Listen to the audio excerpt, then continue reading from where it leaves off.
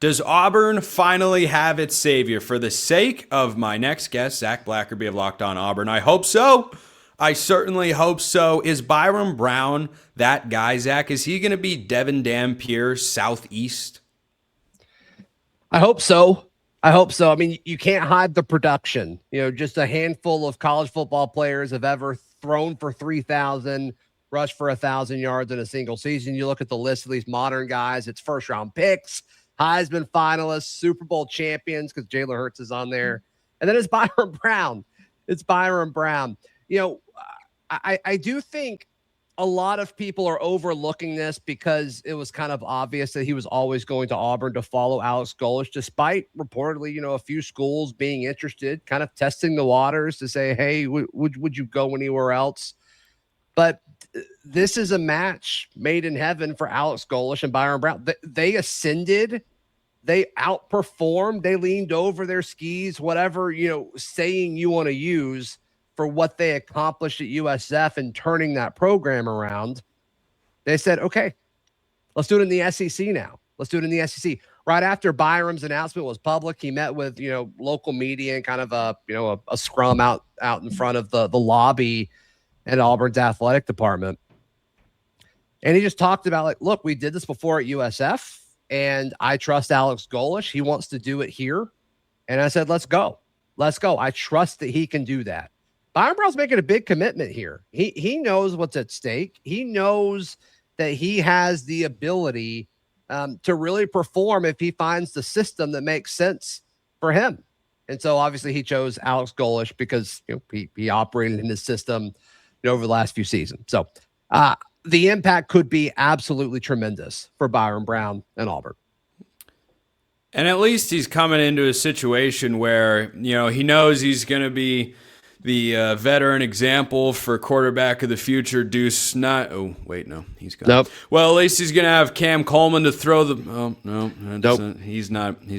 Well, at least he's going to have a left tackle who started 12 games last year. Block. No, not gonna do it. He does have a left tackle who started 12 games 2 years ago at Michigan State. They added Stanton Ramil from Michigan State. There you go. Doing that information Stanton. Good. Good first name. His name. It's like, yeah. Mm-hmm. Matt Sheehan, mixed opinions on him, host of Locked On Spartans. But look, I mean, they're bringing all the USF guys down. Essentially his whole receiving core, minus Keyshawn Singleton, who was their leading receiver. There's still talks of, I think Auburn expects for them to land. But Chaz Nimrod, who spent 3 years at Tennessee, then this last season at USF, led USF in yards per reception a year ago, like 20.2 or something. Jeremiah Coger, who was an explosive freshman, was second in receiving for USF last year. Christian Neptune, their starting slot last year. His game's out of this world. Get it? Planet pun? Right, yeah. Planet pun? We okay with that? He's a funny guy. And then Corey Pettigrew's another guy. I don't think he really plays into the 2026 scheme. And then their tight end from last year as well, Jonathan Eccles, coming over. Oh, yeah, and their running back, Davenport, coming over. So, yeah, getting the band back together, all of USF, at least the skill positions, coming up to the Plains, Spencer. I mean, at least they're good enough to beat bottom-tier SEC teams like Florida, so you got that. They beat as many SEC teams last year as we did, so. That's got to be a humbling sentence to say out loud. I've said it a bunch. I'm kind of desensitized to it now, but the first few times it stung a little bit. Yeah, absolutely. Yeah, can't really get past. I don't think you can ever fully get past that particular sentence. What do you think about that, right? Like, so obviously Auburn fans are tying. There are parallels, right? It's not the same thing because they've got to do it. But, like the model of just getting guys that fit what you want to do and have the culture. Like we saw Curt Cignetti do this when he brought all these guys from JMU over to Indiana. I'm not saying it's the exact same thing, but it is a similar thing. What do you think about that, Spencer, as far as like bringing the culture over? That was a big thing talking about Auburn. Like the culture was messed up. You're having to flip this roster, flip the culture. What do you think about bringing all these South Florida guys to the SEC day one, essentially overnight? I think it's the safer option if you're Alex Golesh. I don't think that makes it the wrong option.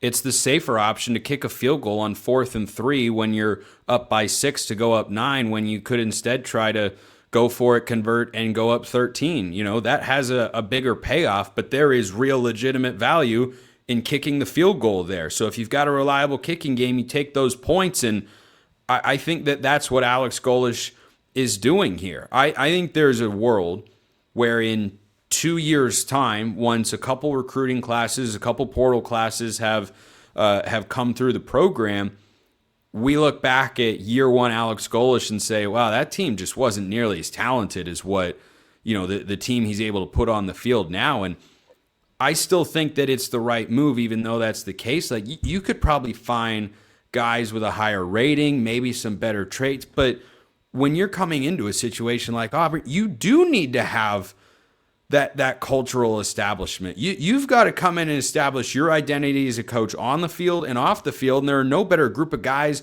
to do that with than the guys who just turned around South Florida and made them an American Conference contender. I mean, that program, until he got there, had been down. They'd been down bad for a long time. Long time. 3 years. Yeah, it had been really, really bad. So I also look at what the modern world of college football presents, and I'm not sitting here telling you the SEC is basically the same as the American just because South Florida, you know, beat Florida, right, or anything ridiculous like that. But a point I have made repeatedly on my show, Zach, is the gap between the middle of college football and the top of college football is not as big as it used to be. And when you have a proof of concept with a lot of those guys, and you're going to work in some Auburn players and quote unquote SEC caliber guys who are higher rated and whatnot, I don't see how Alex Golesh doesn't win games in year one. I don't know that it's going to result in 9 or 10 wins, but I think expecting 7 or 8 finally for the Auburn Tigers is more than reasonable. Yeah, I also think the positions he's bringing from South Florida are positions that make sense. Like, if he brought the entire O-line or the entire D-line, I'd be like, I don't know. Like, physically, there's a difference there. But this offense that he runs, it demands speed. You've got to beat guys that are lining up across from you. You got to beat them towards the end zone. And if you're fast at the, I mean, these guys are blazing, right? They've all have elite speed. Like, that's going to translate. I'm not worried about that. It's the physicality and the grind week in and week out. And you don't see that as much at the skill positions. And so at this point, there's been no USF trench players. There's been very little trench players at all, which I do have a concern about. That's now my biggest question with this. But as far as the receivers and the defensive backs that they've brought in, and obviously Byrum Brown, I feel great about it.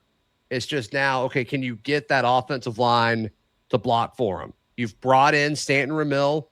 Okay, there's some injury questions there, some health questions, but I get it.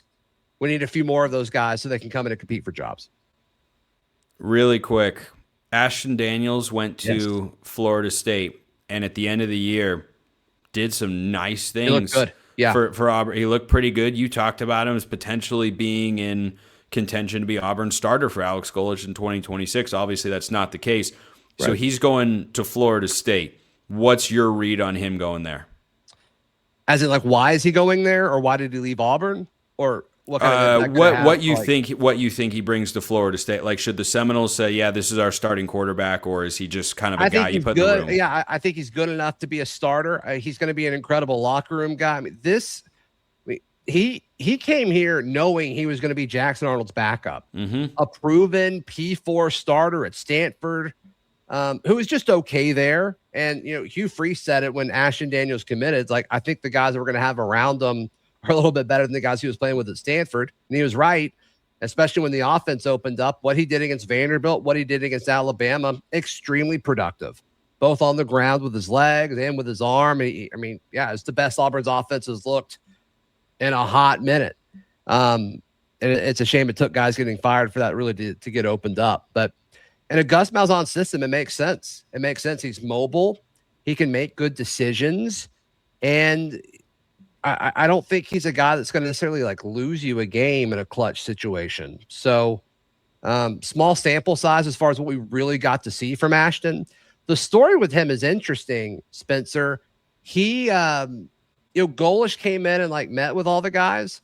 According to some texts that Ashton have like sent fans, or some DMs that Ashton has sent fans, and then people screenshotted and shared on social media and in message boards and all that. And I was told this before it happens. Like, I do believe that this is all true.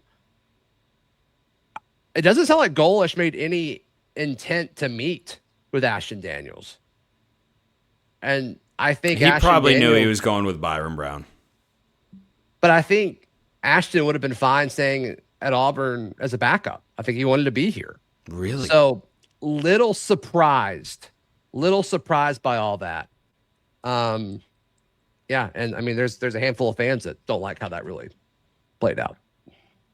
I could see it. I mean, he's a very easy guy to like, really easy going, nice dude, smart kid, just wants to play some football. Or, I mean, okay, being a backup. I think it's kind of crazy with the tape that he put out there. I mean, he was about to lead Auburn to the win in the Iron Bowl, and then Cam Coleman fumbled. Who? I don't know either. Zac Blackerby, Locked on Auburn. I know exactly who he is. He hosts the #1 Auburn Tigers podcast out there. Did you know? Did you know you're #1? Did you have a... I did. Do you have an awareness about that? Yeah, that's pretty good. That's because he's a stud. So is Kurt Cignetti, and you just cannot overstate how good of a coach that guy is. Google me.